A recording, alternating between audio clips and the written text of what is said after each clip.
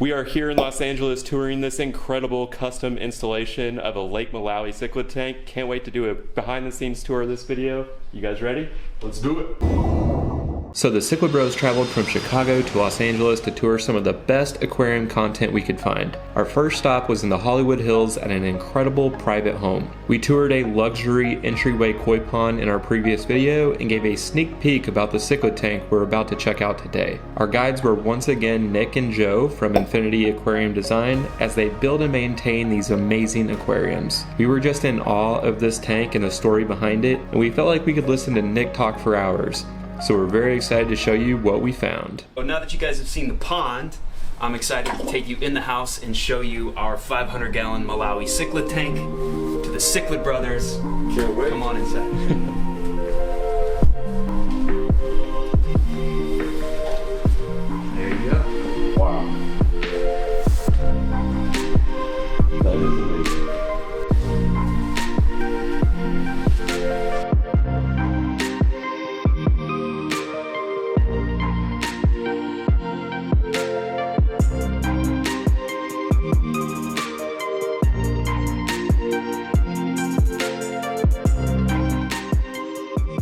So I'll give you the rundown on how we arrived at this particular tank.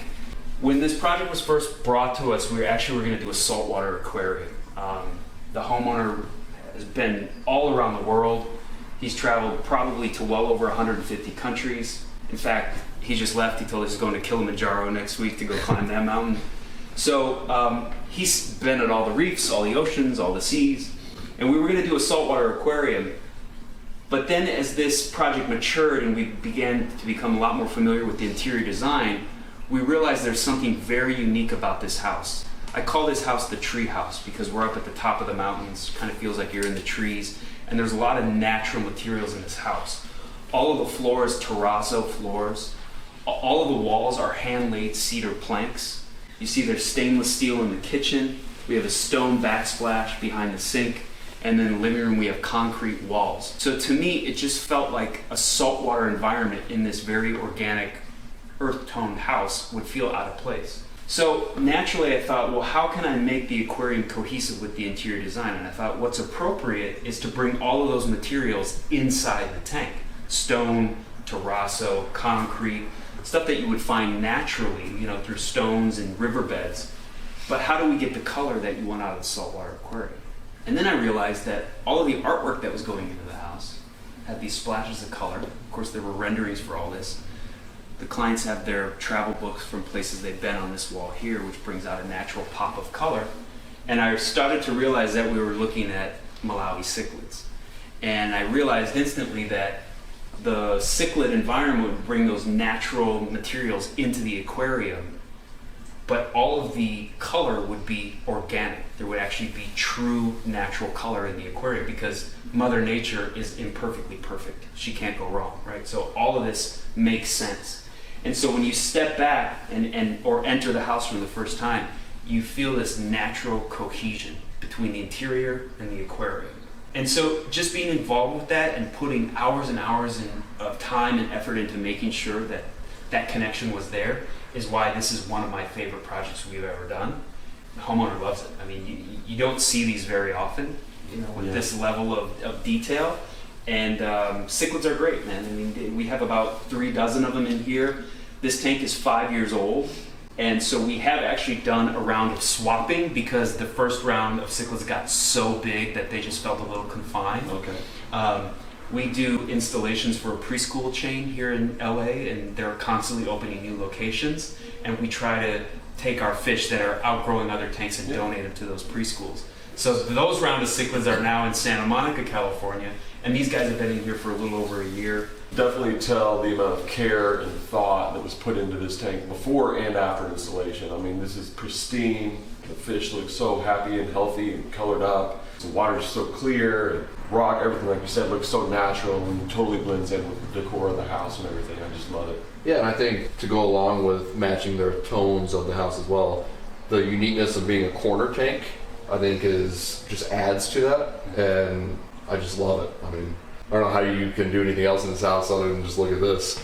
Believe me, sometimes it's hard to leave. I mean, a lot of times I'm here, and I find myself just relaxing, like I said, with the pond just for 5 or 10 minutes to make sure all the fish, all their fins aren't tattered, make sure there's no aggression in the tank. We have a very specific diet for these fish, packed with spirulina, because we want them to maintain that beautiful, vibrant color. Mm-hmm. And then it's just making constant adjustments so that they are thriving. And if you observe them, you'll see the aggression is very, very low. And as you guys know, cichlids can be aggressive. Easier said than done to manage that. And when you are in charge of somebody else's aquarium, you don't want fish dying or beating each other up and stressing out the owner. So Absolutely. My business partner and I always say we're not in the business of losing fish. It's our duty to make sure the fish have the best possible regimen and environment so that they're happy, thus the clients are happy as well. Have you had any breeding in this tank? No, but every few months these guys start making their sand dunes, and it gets a little annoying, but it just tells me they're healthy and active. Yeah. And so I don't mind leveling out the substrate every week when I'm here. But How do you do that? I have long extension tools, and it takes time and just very patient. Yeah, Nick, how tall is this aquarium? Yeah, good question. So this aquarium is 56 inches long, 34 inches front to back, and 60 inches tall. So it's pushing 500 gallons. Wow. And it is glass, not acrylic, right? This is acrylic. Okay. This is 2-inch thick acrylic, so it is bulletproof. When you get into the sizable tanks, you are limited. Like glass tanks, usually you're not going to find them readily available over 10 to 12 feet in length and over 4 feet in height. Yeah. I'm sure there's people out there that will fabricate them, but for structural integrity, you're limited on volume. Also, because this is more of a vertical tank, and we are in California, and it's a sizable tank, and you never know when we're going to have an earthquake, we prefer to go acrylic on this one. People will tell you right away, why would you go with acrylic? It scratches so easy, but as you can see, this tank is 5 years old. There's not a scratch on it, so it's really about whether or not you know how to manage acrylic. Yeah. And if you take the time to really learn how to work with it, it'll last a lifetime. And does Infinity Aquariums do acrylic for all tanks? No, whenever we do a reef tank, unless it's huge, like we just did one that's 800 gallons, that's an acrylic tank. But we do reef tanks here and there, and usually we lean towards glass on that. I'm sure it makes it a little bit easier getting it up these steep driveways and stuff too. Yeah, I With, mean, the acrylic tanks are, you can sweat a little less when you're moving them, but of course, anything can go wrong if you drop the tank. So you got to be careful no matter what. Tell me a little bit about the background. Yeah, so this synthetic rockwork is actually all made of fiberglass. It's a fiberglass compound, and then it's coated with a kind of an underwater clay called polygem, which allows us to texture it and give it that rock look. And then it's clear coated with a non-toxic resin. And then you'll see the detail work in there. We have little splashes of lichen. Notice that. Not something you would necessarily find in Lake Malawi, so we did take a little creative liberty on this tank because we wanted to we wanted it to have a certain vibe when we rebuild it. So it's not truly authentic, but sorry, not sorry. We love the tank and the clients are happy. But the rockwork that's in this tank, even though it looks like about 4,000 or 5,000 pounds of rock, this whole thing weighs about 30 pounds. Oh, wow. So the way it's fabricated prior to the top of the tank going on, we drop it and insert it, it's bonded to the back wall, and then the tank is glued on top. So this is permanent. So one of the challenges when you do a permanent structure like this is you can't allow algae to take over the rockwork because it'll turn brown, and really with the amount of sunlight that this house gets, the only way to remedy that is to either drain the tank and dry it out, or to bleach it, or use peroxide, stuff that's toxic to the animals. So what we do to keep this rock absolutely pristine, there's a lot of elbow grease, first and foremost. You're never going to not brush it. Regimented water changes. We want to keep our organic levels really low, our phosphate levels really low, and then we also use RODI water, which has naturally a lower pH than the Malawi cichlids are used to. So we use Seachem Malawi buffer, bump that pH up, and instantly we have the right water mix. And so without the minerals that algae thrives on, it really reduces it, and we just stay ahead of it, and that's the key.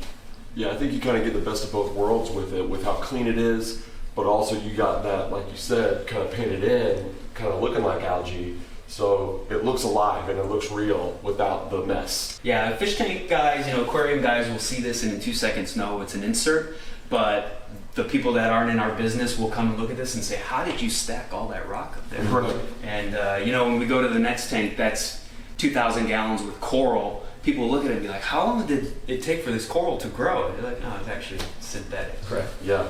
I also like to the rockwork can hide some of the equipment in the tank as well. Yeah. Just adding to that natural earth tone and Totally. There's plenty of hiding spaces for all of the cichlids. And then all of our plumbing is hidden in the overflow, which is covered with the rockwork. We have 4 or 5 lines going under the house out to our equipment room. So again, you might hear a little bit of water noise, but you don't hear any vibration, you don't hear any chiller exhaust, you don't hear anything turning on and off. And of course, everything is controlled by the apex. So we have water leak sensors, we have power outage detection, and if anything goes out of whack, whether it be pH or temperature, we get an alert on our phone and can address it immediately. The best thing about our relationships with our clients is that they fully trust us to deliver this product year after year after year. And so, it's our duty to not let them down. Mm-hmm. And when we were talking about the koi pond and the filtration, you mentioned a filtration room. This is connected to that? Yeah, so there's like a 10 by 10 mini house that matches the main house that was built just for us, and it houses all of our equipment for both bodies of water. And it has floor drains and it has RODI. We have an RODI reservoir. It stores all of our water. All of our water changes are pretty much automatic with ball valves.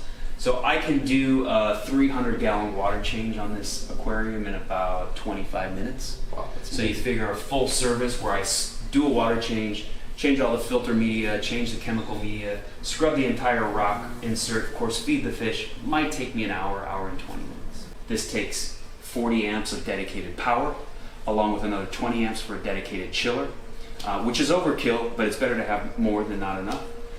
And then of course all the lighting is programmed into the Lutron system in the house. So there's what they call scenes. So if you walk in and there's a button that says welcome, it'll slowly bring up the aquarium lights to give you that vibe. There's also a nighttime setting. There's moonlights on this tank that go on from 8 to 11 p.m. just to give it that vibe. It's all about the vibe.